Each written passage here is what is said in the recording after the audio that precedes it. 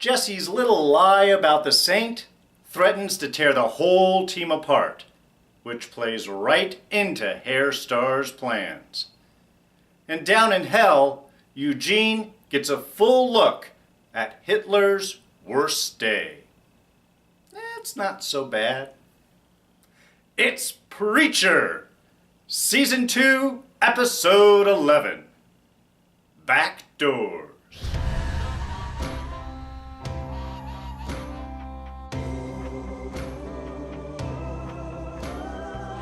Hey everyone, D here, and welcome to this week's review of Preacher. So, as usual, there are spoilers. It's what we do here.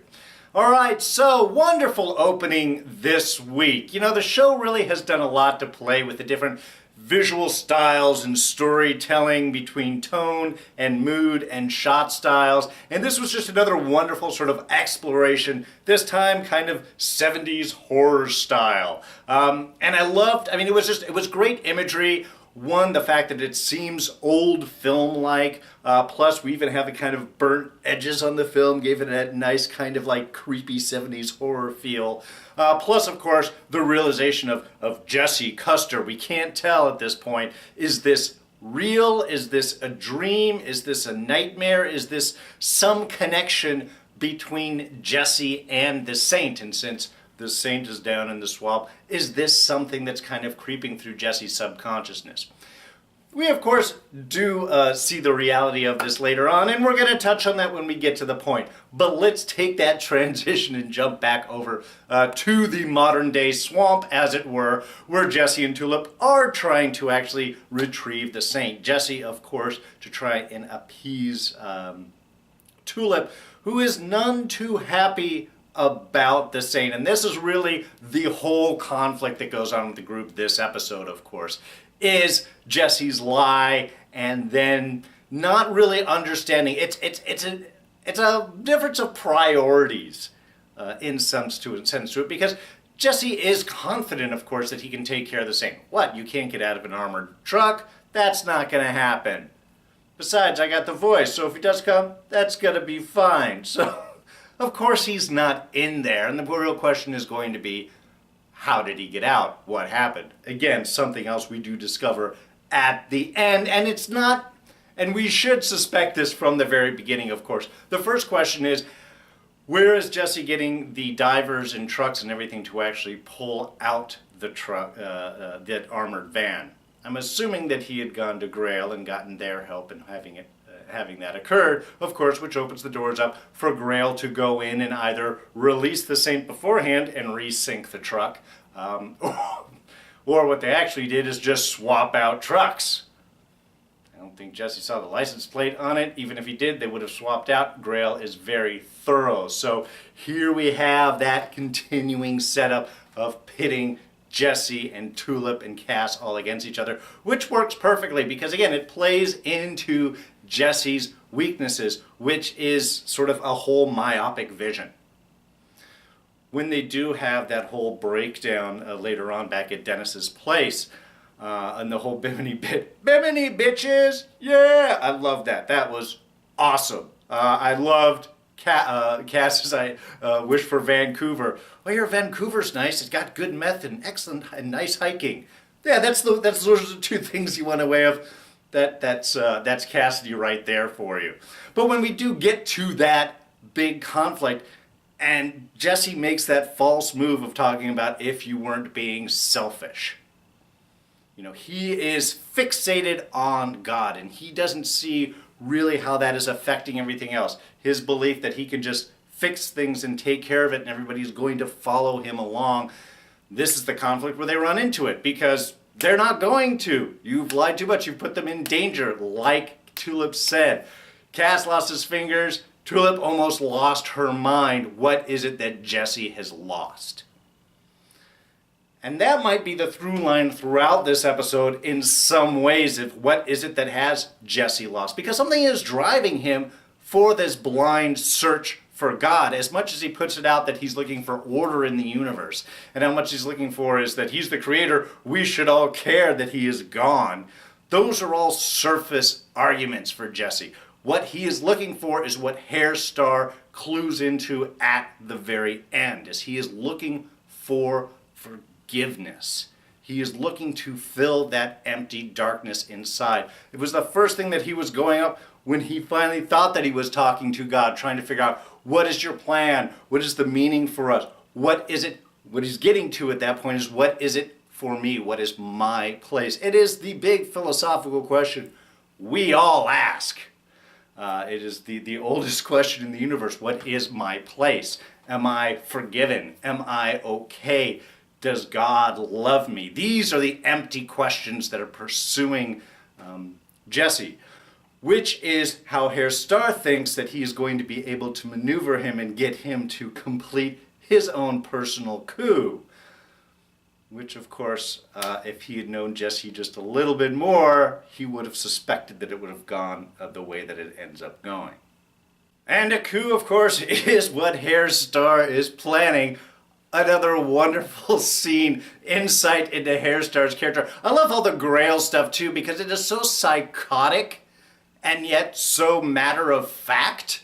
Those are two odd things to properly blend. And again, the show does this really well. Well, the actors, are really making everything function in a real sense in their show.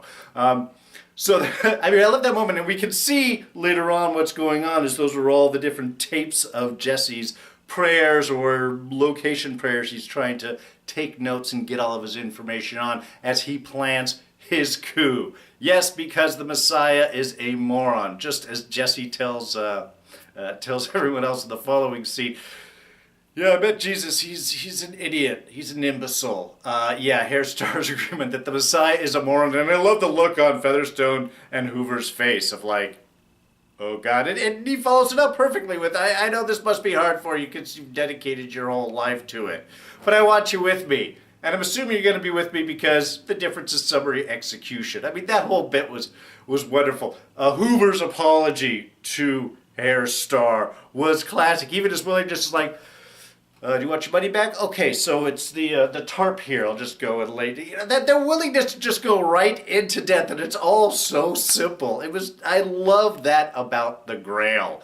It is so twisted and wrong, but this is, of course, setting up and getting everybody into position. We're getting Jenny keeping close to Tulip to continue to strap that, and Hoover going for backup, which of course ends up being babysitting the saint of all killers.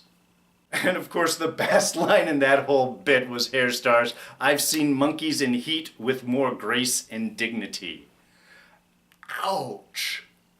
Now, once Jesse finally realizes the whole vision that he had seen over when he was visiting the Messiah and the drawings, and that was leading to Man-Dog, he has at that point already lost Cass and Tulip. Again, he is so fixated, he's already pushed them away so much, and his response even to that is, as Cass is yelling at him, he's just like, I gotta go, and turn and walk away. Oh my God, I discovered God, aren't you guys coming with me? That complete obliviousness really is what makes that final push to separate everybody, where they're just like, Jesse, you gotta have to go by yourself. So this is his sequence of loss. This is where Herr Starr is trying to get him. Which of course makes sense that once he makes that realization and finally realizes, oh my God, now I should go see Man-Dog, the first place that he was directed to as soon as he walked into town, asking where God was. Yes, the irony is wonderful and delicious there. And of course, he's gone. Now we have Jesse isolated, all by himself, lost and looking for answers. Exactly where Herr Starr wants him. Which brings us up to our Scene of the Week, which is that whole sequence where we have Jesse listening to his prayers, the summation of prayers, all from the little bitty kid voice, all to his adultness. And I loved the overlay of sounds and ages and the different things that he's apologizing for. Simple stuff, being mad as a kid even though that he deserved it, to regular stuff, I'm sorry, to the craziness, which of course you would expect, sorry that I shot that Komodo dragon. That one stood out the most for me. I don't know why, just the funniest. But a lot of forgiveness for violence, as we seem to continually fall onto, which puts Jesse in a position of, oh my God, God has been listening to, everybody has been listening to these prayers. This is where Herr Starr's hoping to get him. That finally, at some point, here you are a good person, you are looking for forgiveness. It's going to take a lot to do it. I love it. It's always that carrot and stick. You're a good man and you're ready for it. But that's a lot of forgiveness. Man, that would take like a whole lifetime of little old ladies crossing the street to fix that. Herr Starr is nothing if not manipulative. Which puts us back to the final wish. Herr Starr's right when he realizes that Jesse is looking for that forgiveness for killing his dad. He didn't kill his dad. He may have wished death for his dad because as kids you do crazy illogical things. You can't be blamed for what you think about when you're 10 or 12 years old. You are easily manipulated, you are just a sponge to the world, and you are not going to think that your prayers to God are going to cause their death. So we are just thinking, of course, the whole I prayed that he died, and then the whole night where they were all put on their knees and Jesse's dad was shot right in front of Jesse. We're all thinking this, but this ties into our wonderful opening horror 70s scene, which is what Herr Starr thinks is going to be the final bit. Jesse admitting and thanking God for killing his dad. But I'm not sure how much Herr Starr knew what that memory was, that prayer, specific prayer, was associated with. Because this gives that other horrific side to Jesse's upbringing as Jesse Langell, when he went to live with his grandmother after his father died. And we are seeing here an extremely dark, scary place. This seems to no longer be a nightmare image, but reality.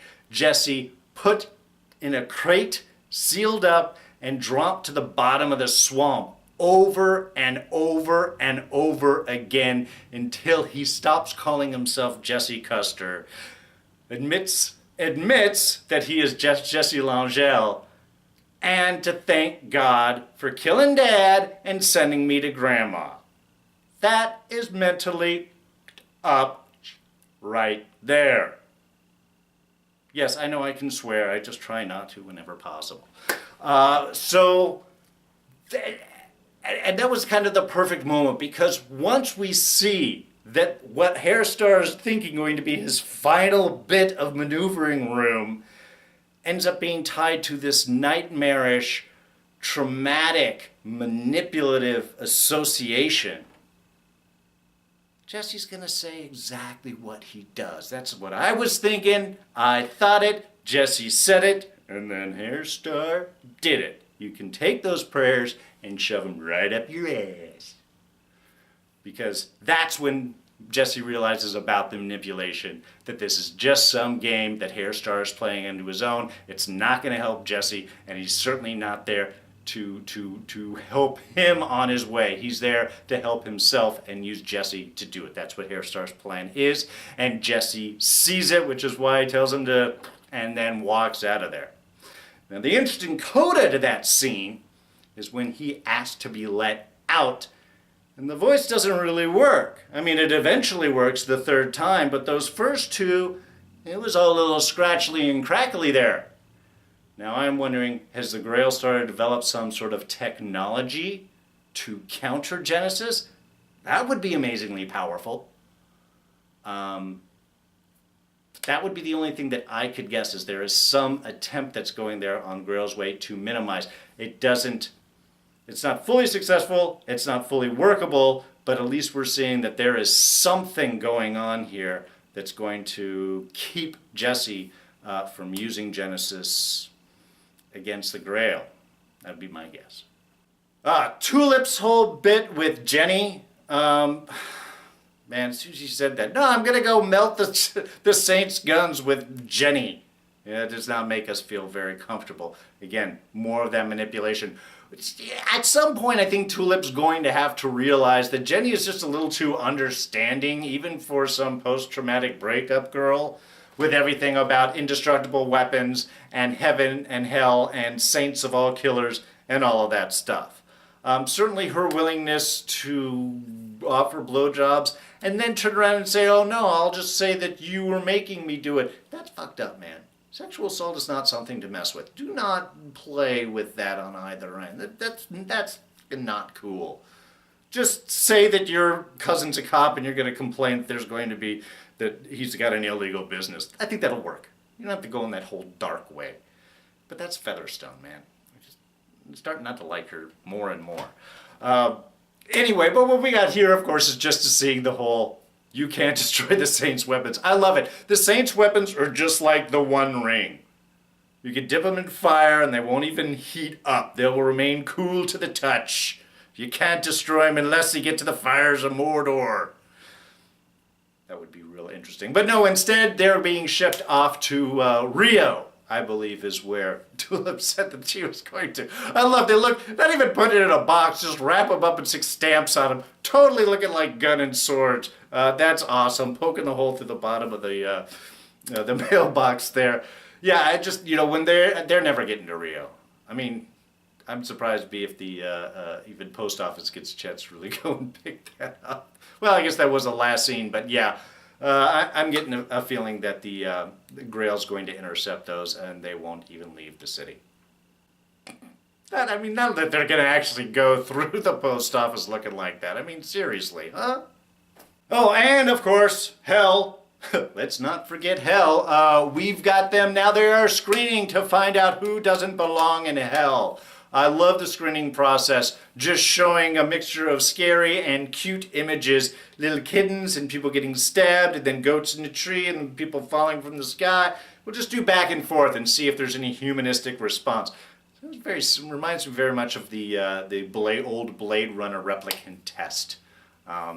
Complex images and thoughts. Anyway, just kind of a cool idea there, going through one by one. Basic idea is that Eugene's time is limited. So why not have some fun and go check out Hitler's memories? Yes, we do get a chance. Well, we discover a few things. Of course, one, remember, Hitler said that he was a custodian. He used to have the run of the place, which is where he, I guess, got a hold of the key originally. It never came back. Keeps it very close to him at all times. Ouch.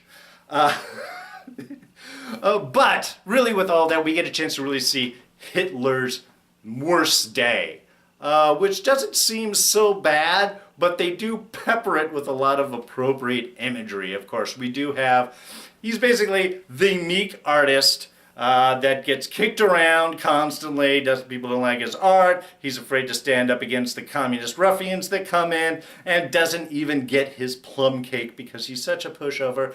It gets to the Jew that ran into him, bumped into him at the beginning of the scene. So I love we get those little points. One, we have the art critic that pushes him away. He's a homosexual. We also have the Jew that not only bumped into him, but then gets his last piece of plum cake. Then we have the communist that embarrassed him in front of his girl. So we have all of these small little separate elements very much tied into Hitler's Nazi hatred, that it was all birthed out of this scene. Oh, and bloodless. That was the other thing. Bloodless, without lacking vision, dedication, all of these things for Hitler. It's comic, it's hilarious, it does try to give us a sympathetic view into Hitler, but his viewpoint that this is his worst day, and especially as he suckers Eugene into it, and Eugene does ask, why is that your worst day? Did you start World War II because someone else got your plum cake? Man, don't mess with this guy. No. It's his worst day because that was the last day that I was good. Oh, Eugene, you don't belong here. We will get you out. I will help you if you just trust Hitler. They said it in the beginning. You don't trust Hitler. Repeated verbatim in this episode. This is all manipulation. Is this Hitler's worst memory? Seriously, this is your worst memory? It was the last day that you were good? That's what you're going to suffer with for the rest of hell? My thought is that Hitler in his position just had his memory changed into something that's not quite so bad. He can get in anywhere. He has a key. I'm assuming that Hitler has been playing the long game. He has been adjusting all of this to get sympathy, to get Eugene exactly where he wants, to trust him, to get him out of hell. They said it. Eugene's not listening. We'll repeat it again. Do not trust Hitler. Why? Because when Hitler wants something done, he says it straight out. That was the beautiful, perfect scene of smoothing the hair. I want you all to do something for me. Why? Because I'm Adolf fucking Hitler. I swore there because it seemed appropriate. And then looked all Hitler too. That was the most Hitler he has ever looked in the whole time. So that is Hitler. Getting everyone to do what he wants so that he can get out. He's not there just to help Eugene. He's not going to go back to hell after helping Eugene. And if you've got to sacrifice Eugene to get out, that's what Hitler's going to do. Oh, and then our last bits, of course, Dennis. Look, Dennis is just cascading down. Even Cass is starting to see it, realizing when he says, just take her in regards to Tulip. You like her. I can see you like her. Of course he likes her. He likes her just as a friend, but he also likes her a little bit more. We know where Cass is coming from. But his son sees it, and the way that Dennis is seeing things now, hey, we're vampires, and we just take things, right? So now Cass is starting to see and fear, perhaps, what it is that he's created. We don't really get to see much more of that, but this is how the storyline is going to develop. And then, of course, we get our final scene where we realize where Hoover has been in the back of the real armored truck where the Saint is being held and now to be released. Now, I don't think to kill Jesse. I think this is part of the deal that Hoover was working, probably to get him forgiveness, probably to use that inside track of heaven, not to get Jesse killed, because that wouldn't really help Herr Starr so much. But I think maybe to either take care of Tulip and Cass or to threaten them, to threaten everyone so that Jesse is going to join up with Herr Starr. That's what I'm thinking they're going to use the Saint for. But we'll have to wait and see. All right, just a couple of small things. One, loved the Bimini team-up between Tulip and Cass against Jesse. I thought that was great. You brought it. You're the one who brought up the beach in Bimini. We'd never heard of it. Also, convincing Cass to come. Tulip's statement that sunblock has changed a lot since Cass was a kid. All right, SPF 1000, that's what works with vampires, right? Oh, the sign on the wall of the forge right above where Featherstone, or Jenny, and Tulip were sitting as they were waiting for the guns to be melted down. Right above them, you dealt it, we smelt it. Perfect. Interesting tale there about God buckling under stress of being the Almighty and might become a bit of a pervert. I don't even know where to go with that. I just thought that is just such an odd direction to take for this, but seemingly really appropriate coming from Herr Starr. Oh, and I guess my potential thought of just taking care of the Saint by using his own guns against him, I guess he can't do that. Can't fire him, can't even open him, can't reload him. Only the Saint can do that. So, yeah, real, that seems good. Oh, and of course the title, Backdoors. Yeah, definitely referring to all the butt stuff. It's Seth Rogen behind this. Come on. You know it is. Keys in the butt, film in the butt, backdoors out. Okay, that was actual backdoors, but you know what I mean. Alright, so I think that pretty much wraps everything up. We've got Eugene and Hitler going down into the hole to find the back door out of hell. We've got Jesse walking away from the Grail, but the Grail not necessarily letting him walk away. They're sending the Saint off to make a third attempt to get him on their side. That's going to be exciting. We'll have to wait. There's only 2 episodes left in this season, so a lot of ground to cover. Curious how they're going to wrap all of this up. Cannot wait to see. So, I hope you'll come back with me and enjoy all of these. If you enjoyed this review, though, please go ahead and hit that like button. Thoughts, ideas, comments, you know I like to read them. Throw those down in the section below. Now you can always catch me on Twitter and Instagram. I am at Darren Jakes. Get a big fall coming up soon. We have Inhumans, Dirk Gently's Holistic Detective Agency, Mr. Robot, Fear the Walking Dead, and The Walking Dead, plus the return of Agents of S.H.I.E.L.D. in November. A lot of stuff going on. You won't miss any of it if you're a subscriber. Do that by hitting my face right here. And I will throw up our review for the big season finale for Game of Thrones. It was awesome. Right there, you can check that out. All right, that's it for me. I'm D, and I'm out of here. Catch you guys next time. Bye-bye.